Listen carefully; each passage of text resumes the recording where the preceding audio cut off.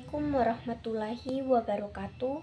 Perkenalkan, nama saya Della Puspita dari kelas C Program Studi Pendidikan Matematika.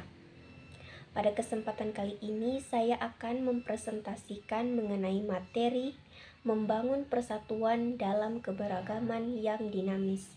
Fikih Ikhtilaf, cinta tanah air, kearifan lokal, bahaya radikalisme. Dosen pengampu Profesor Dr. Novianti Dejafri, SPDI, NPDI. Mengapa persatuan dalam keberagaman penting? Persatuan dalam keberagaman penting karena dapat memperkuat kohensi sosial, meningkatkan toleransi, dan menciptakan lingkungan yang harmonis. Dengan menghargai perbedaan, kita dapat belajar dari satu sama lain, mengurangi konflik, dan membangun masyarakat yang inklusif. Selain itu, keberagaman membawa berbagai perspektif yang dapat mendorong inovasi dan solusi yang lebih baik untuk tantangan bersama. Selanjutnya yaitu definisi keberagaman dalam Islam. Keberagaman dalam Islam merujuk pada pengakuan dan penerimaan terhadap perbedaan dalam hal budaya, etis, agama, dan latar belakang sosial di antara umat manusia. Islam mengajarkan bahwa perbedaan ini adalah bagian dari ciptaan Allah yang harus dihargai dan dipahami. Selanjutnya, aspek-aspek keberagaman dalam Islam. Yang pertama, etnis dan ras. Ayat Al-Quran seperti dalam surah Al-Hujurat, surah ke-48 ayat 13 menegaskan bahwa kemuliaan seseorang ditentukan oleh ketakwaannya, bukan oleh suku atau ras. Yang kedua, agama. Islam mengakui adanya agama lain dan mendorong toleransi. Yang ketiga, gender. Dalam Islam, meskipun terdapat peran yang berbeda antara pria dan wanita, keduanya dianggap setara dalam hal martabat dan tanggung jawab di hadapan Allah SWT. Yang keempat, status sosial dan ekonomi. Islam menekankan pentingnya keadilan sosial dan perlakuan yang sama terhadap semua individu tanpa memandang status ekonomi. Yang kelima, budaya. Islam mengizinkan praktik budaya selama tidak bertentangan dengan prinsip syariah. Nabi Muhammad SAW juga dikenal menghargai kebudayaan dan tradisi lokal. Yang keenam, perbedaan pendapat. Islam mengajarkan bahwa perbedaan pendapat dalam hal ijtihad dan interpretasi syariah harus dihormati selama tetap dalam kerangka akidah yang sama. Selanjutnya, pengertian fikih ikhtilaf.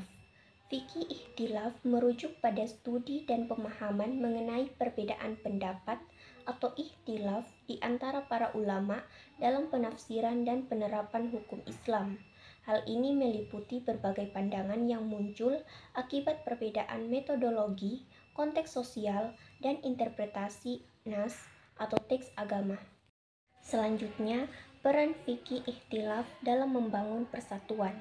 Yang pertama, fikih ikhtilaf mengajarkan pentingnya menghargai perbedaan pendapat di kalangan ulama dan masyarakat yang membantu menciptakan sikap toleransi. Yang kedua, dengan adanya ikhtilaf tercipta ruang untuk dialog dan diskusi yang konstruktif, mendorong umat untuk memahami perspektif yang berbeda. Yang ketiga, fikih ikhtilaf membantu umat Islam untuk menerima bahwa perbedaan dalam pandangan hukum tidak selalu menciptakan perpecahan, tetapi bisa menjadi sarana untuk saling melengkapi. Yang keempat, dengan memahami bahwa perbedaan adalah bagian dari sunnah atau fitrah, umat dapat lebih fokus pada persamaan dalam akidah dan tujuan bersama. Selanjutnya, pentingnya cinta tanah air dalam keberagaman. Cinta tanah air merupakan rasa bangga dan kesetiaan terhadap negara yang mendorong individu untuk menghargai nilai-nilai budaya, sejarah, dan tradisi yang ada.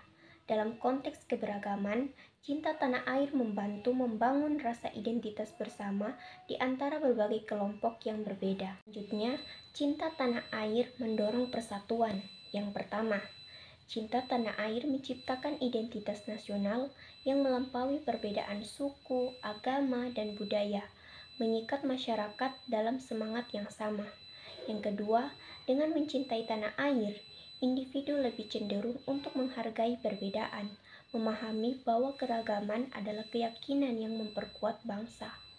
Yang ketiga, rasa cinta ini mendorong individu untuk berkontribusi dalam pembangunan dan kesejahteraan masyarakat, menciptakan sinergi dalam mencapai tujuan bersama.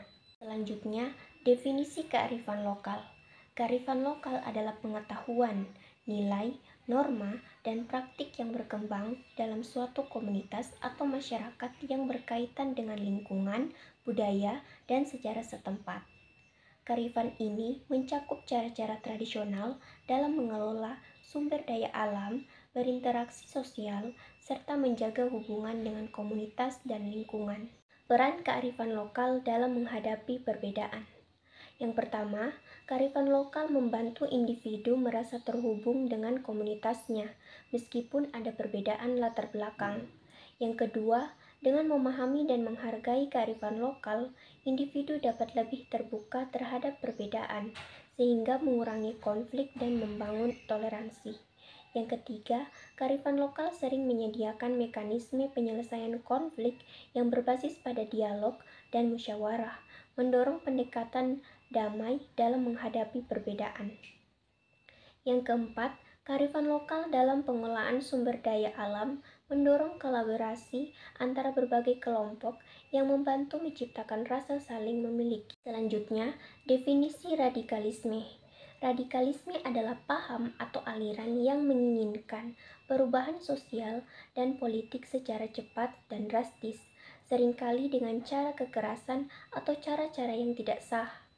Para penganut radikalisme biasanya memiliki pandangan ekstrim, intoleran, dan cenderung menolak perbedaan pendapat. Dampak radikalisme terhadap persatuan.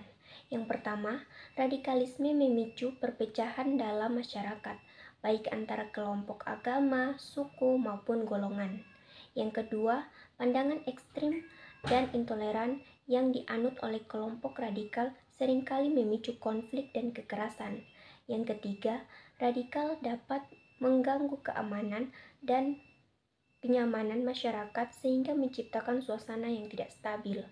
Yang keempat, akibat konflik dan ketidakstabilan, kegiatan ekonomi masyarakat terganggu dan dapat menimbulkan kerugian besar. Selanjutnya, strategi melawan radikalisme dalam masyarakat beragama.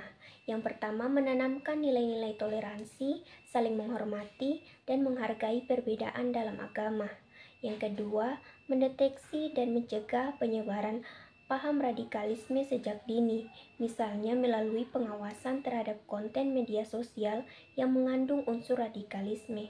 Yang ketiga, memberikan pendidikan agama yang mengajarkan nilai-nilai kedamaian, kasih sayang, dan kemanusiaan.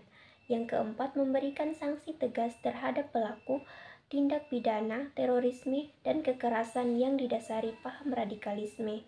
Yang kelima, memfasilitasi dialog antaragama untuk meningkatkan saling pengertian dan kerjasama. Yang keenam, meningkatkan kesejahteraan masyarakat karena kemiskinan dan ketidakadilan seringkali menjadi salah satu faktor yang mendorong seseorang bergabung dengan kelompok radikal.